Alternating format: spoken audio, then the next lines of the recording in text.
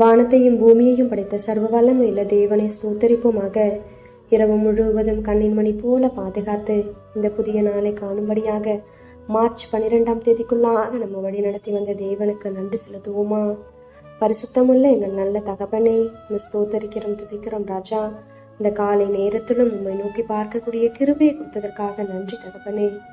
அப்பா, இந்த நாளிலும் உங்களுக்கு பிரியமில்லாத எந்த காரியத்தையும் செய்யாதபடி உமக்கு பிரியமான பிள்ளையாய் வாழ உதவி செய்யுங்கப்பா.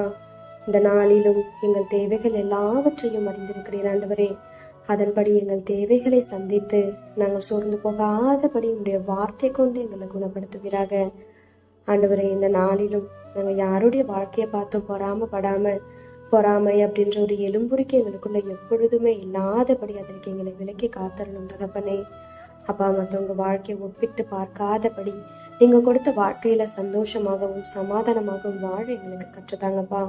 உண்மை போல எல்லாரையும் நேசிக்க கற்றுத்தாரும். இந்த காலை நேரத்தில் செபிக்கிற ஒவ்வொருவரையும் ஆசீர்வதிங்கப்பா. அவர்கள் குடும்பங்களையும் சட்டைகளால மூடி மறைத்து பாதுகாத்து கொள்ளும். துதி கன மகிமையெல்லாம் ஒருவருக்கே செலுத்துகிறோம்.